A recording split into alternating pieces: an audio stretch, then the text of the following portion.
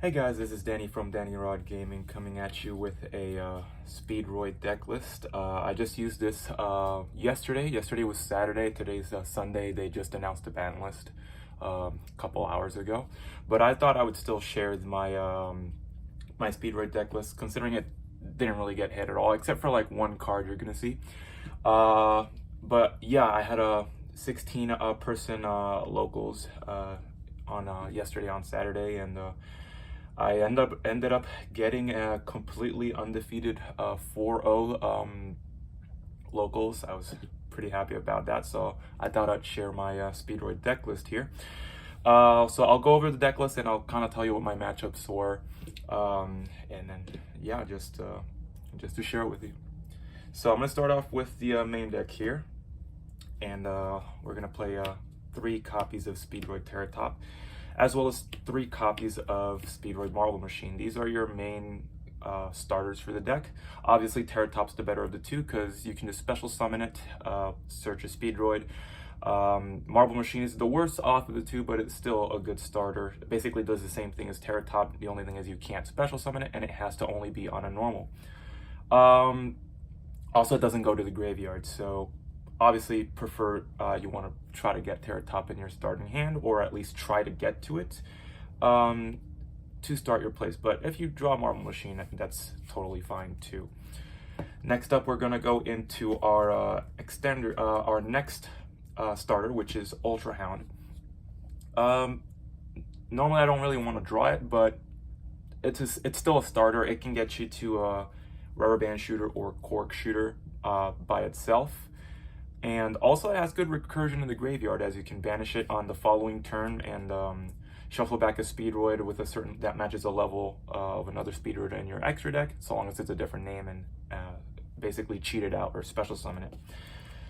Next, we're going to run the extenders, 3 copies of Taka Tomborg, as well as 3 copies of Card Turbo. Obviously, Taka Tomborg can you contribute it to get any Speedroid tuner from your deck, and Card Turbo you can special summon it. Same conditions as Taka Tomborg, so long as you got a Wind Monster you can special summon it.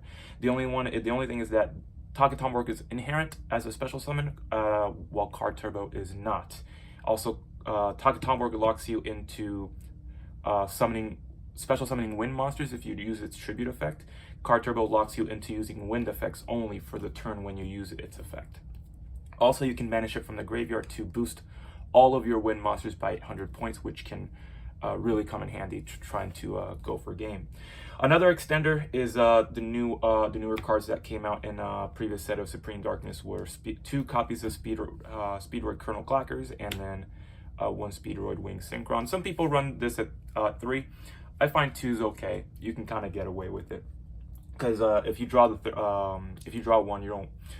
So long as you have another Speedroid, you're relatively okay, but you just don't want to draw like 2 of them at the same time. That would be a really bad time.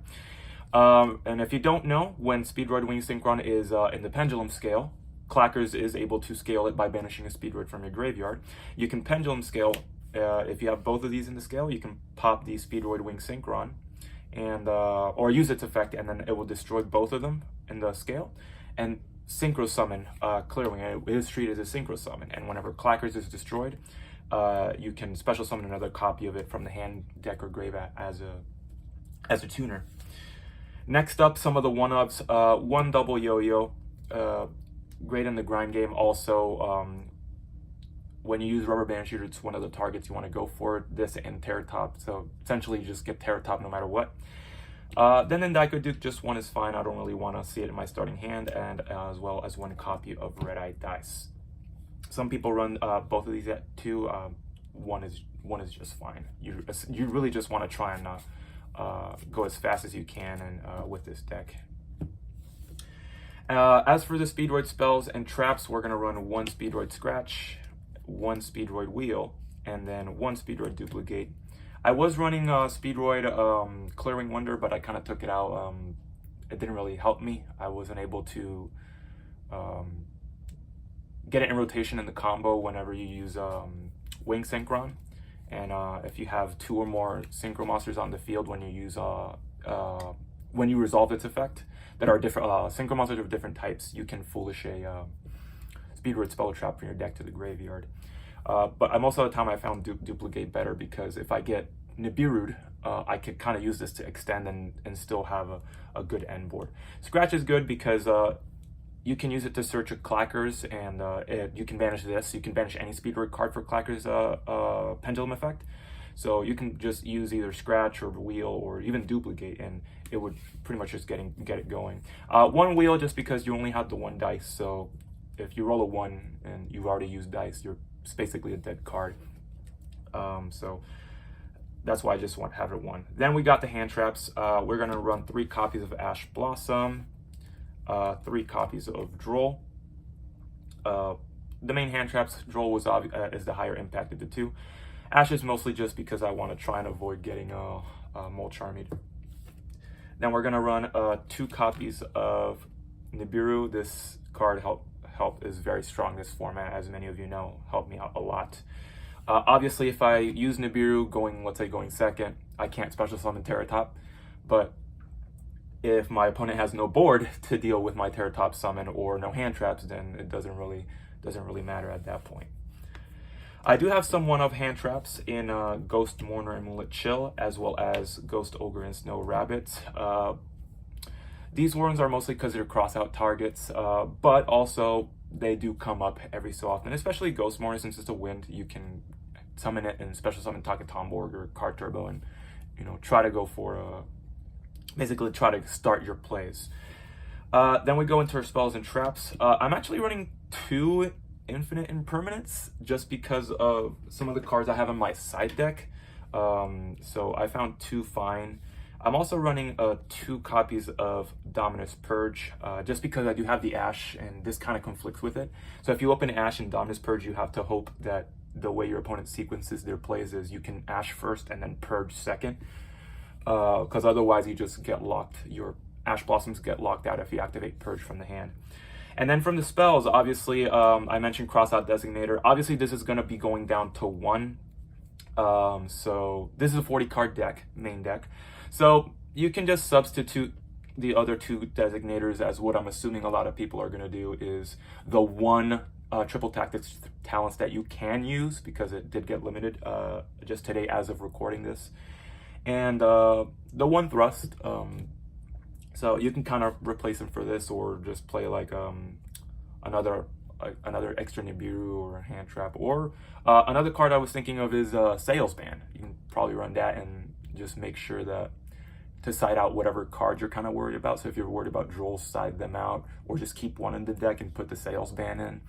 And just if you if you go first, you can just say, hey, declare Droll, or hey, declare Nibiru, and it kind of does the same thing, just obviously not on a quick effect. All right, and then the last card is the one called By the Grave. As for the extra deck, we're gonna run the 2 copies of High Speedroid Rubber Band Shooter. Some people run this at 1, but this has to be run at 2. It just helps so much going into, like, especially if you go into game turns 3 or 4 or beyond. So long as you got extra deck monsters to banish, this card just is just too good. Also an additional normal summon for a wind monster. I'm running 1 Cork Shooter. You can run 2. I'll tell you which card you can kind of take out to play this at 2, just because if you have Ultra Hound in rotation and you do go into that round turn 3 or 4, you can use Ultra Hound's effect to kind of like special summon this out of the graveyard and try to get your plays going, but I ran it at 1. For those of you who don't know, Cork Shooter, whenever it's synchro summoned, if the materials used for its synchro summon were Speedroids and they are in the graveyard and they are monsters, you can special summon them back. Usually Terratop and Red-Eyed Dice, or Ultra Hound and Red-Eyed Dice is probably what you're going to use. But chances are, if you summon it with like Marble Machine, Dice, or Ultra Hound and Duplicate, then you can search for any Speedroid spell or trap from your deck. So you can use it to search another Duplicate if you want to run another Duplicate, or Clearing Wonder, or Wheel, or Scratch. You can use this to search that, and it's pretty good in that front. I am running 1 copy of High Speedroid Puzzle, just because you can banish it and for Rubber Band Shooter, and search for a Marble Machine and a Kernel, and you get one engrave, obviously. So if you get Marble Machine, you can normal summon it, search for Colonel. If you get Colonel, you can just go straight into it, just banish the Marble Machine and just do the Pendulum play. This is one of the flex spots. You can run the other Cork Shooter, but I really like this too because I can use double Yo-Yo as my Ultra Hound target and summon this. Also, it can get over some extra deck monsters as it doubles its attack whenever it attacks an extra deck monster. And if it's sent to the graveyard, if it was synchro summoned, which you can, sometimes I did end up synchro summoning this just because I needed to, you can recycle one of your graveyard Speedroids. Onto our level 5s. I'm playing 2 level 5s here, High Speeder Glider 2 and Hagoita. Hagoita is a level modulator on the field. Also, if it's in the graveyard and you control a Speedroid tuner, you can just special summon it back. Usually you can use this for Crystal Wing plays. Also, you can just put it on an end board, which is what I did sometimes, especially against Ryziel. Having these two in rotation against Ryziel is pretty much just ends their turn, because if they can deal with Hagoita, they may not be able to deal with Glider. And Glider essentially does what Hagoita does on the field, but better. Because Hagoita's on-field effect is you tribute it, raises all the levels on the field by 1. But Glider does that in the graveyard, and it banishes its cost. So whenever your opponent special summons, so long as you got a clearing monster, which chances are you will, you banish it and all of your opponent's monsters gain 5 levels, and this one is permanent, as opposed to Hagoita, which resets the turn. Also, when you summon Glider, you can special summon back any level 7 or lower Wind non-tuner synchro monster from your graveyard. So usually you'll pair this up with a Clear Wing Synchro Dragon to go into clearing over Synchro Dragon. But you can also summon back Hagoita and go for a monster I'm going to show you later. So you can also run Chambara, again, flex spot. You can run Chambara as your flex spot with a puzzle. Then we run 1 Juju. Juju is good for our level 6 banish for Rubber Band Shooter. Also, can't be destroyed by battle or card effects. So if you summon it with a Terratop Card Turbo or Terratop Tagetomborgan 2 Duke, you can just probably sit on it, and if your opponent can't destroy it or banish it or negate its effects, then it's probably going to stay on the field. Also, it has pretty good removal because it can send a card from the field to the graveyard once per turn. It does target, but it doesn't destroy. So it can just send any card on the field to the graveyard. I'm running 2 Clear Wings. You've pretty much standard with this version of the deck because of clackers. You can banish one for the Rubber Band Shooter and keep the other one, or you can put both of them in rotation. Especially against the Ryziel board, if you put these 2 and then the third one, I am playing 1 Fast Dragon. If you go into Ryziel, even on a game 3, if they don't draw their outs, you can pretty much just sit on these 3 guys, and chances are they won't be able to get through them simply because of Fast Dragon, because it can activate on the its effect can target extra deck monster, reduce its attack to 0, and then negate it. So you can activate this in damage step or in damage calculation. And Clearwing has targeting negation. So if your opponent's Ryziel Detonator targets Clearwing, you can say, oh, negate, attempt to destroy. They'll target it again, and then this one will, since they're once per copy, this one can also do the same. So this is one way. Specifically, these 3 can actually play through your opponent trying to set up with Ryziel. I'm only playing 1 Crystal Wing. Again, flex spot is puzzle. You can run another one if you want, but I don't normally find myself summoning this one too much unless I put Hagoita in rotation. But you can have an end board with the Crystal Wing, Crystal Clear Wing Synchro Dragon, and Crystal Clear Wing over Synchro Dragon with Hagoita or Glider in rotation. I do run the 1 Stardust Warrior. This is the card I told you that I mentioned before, that if you use Glider to summon back Hagoita, you can summon this. This is another flex spot. If you don't want to play it, you can just play the Chambara or the other Cork Shooter if you don't want to get rid of puzzle.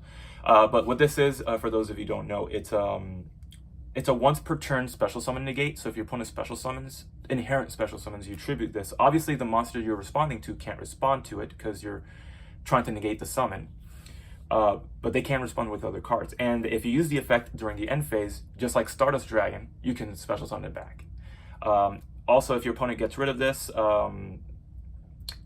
if it's destroyed, you can technically consider it a synchro summon for another Stardust Warrior monster. So if you can run Stardust Charge Warrior and draw a card if you run this, but I don't.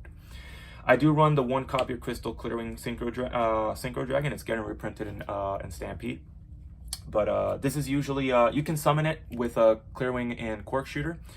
And with at least 1 copy of Crystal Clearing over Synchro Dragon. I play 2 of them. But a lot of times I'll just have an end board with these 3 guys and the Crystal Wing. That way, if my opponent outs one of them, it floats into any clearing monster, including Crystal Clearing Synchro Dragon. This is usually this is obviously the power card of the deck. It is an Omni Negate once per copy, so they can both activate. And also, if you use the effect to negate and your opponent takes it with like a talent or something, they can't use its negate effect because the negate is attached to the card. My side deck. I do have Kite Drake in my side deck. Usually I'll side out, not Crystal Clearwing, but Stardust Warrior. That's usually what I'll side out for it. So, amazing going second card. This card put in a lot of work for me, especially if you pair it with Dark Ruler nor more. You can Dark Ruler your opponent. If they don't have any back row, then summon this, get rid of all cards on the field. And then you can summon Kite Drake usually on a special summon with Terra Top. And then if you have a Marble Machine, you can keep extending, especially if you used Hagoita to summon it. Then Book of Eclipse. This card came in clutch along with Dark Ruler nor more. It's how I won my games against Ryziel, as well among other matchups. But amazing card this format. Just for the back row, 2 Lightning Storm, 1 Duster, and then the 1 Evenly, mostly for the back row. One of my matches was against Dynamorphia, so I kind of really needed something to, that's what I was kind of worried about, back row decks, so these are my 4 cards to deal with that. And 1 Dimensional Bearer, so usually 1 was because of the Crossout Designator. You can run 2 if you want. You can take out like the Evenly or something. Play 2 if you really need that extra help going first. 2 Solemn Strike, just in case my board is not as strong. If I draw this, and it really does supplement my board a lot better. Solemn Strike's an excellent counter trap. And then even though I didn't go against Malice, I did run 3 copies of Lancia, but I did actually side it against one of my matchups. So let me tell you about those matchups real quick. So I already mentioned I did go 4-0. I did not lose a single game. First match was against Dynamorphia. You can kind of tell I already kind of know some of my locals at this point. Second match was against Sword Soul Tenyi, which is what I used the Lancias against on the side, just because they could summon Protoss or use their Tenyis to try and banish them. The third match was against Ryziel, which is where I sided in the Book of Eclipse and Dark Ruler no Mores, along with the Kite Drake. And my last matchup was against Goblin Biker Fiendsmith. That was probably the matchup other than Dynamorphia that I was most worried about, just because Goblin Biker has a lot of layers of interaction, especially with some of their grave effects. When they detach, they can take a monster from your field, and if they pair it with a Fiendsmith, it just makes it a lot harder to deal with.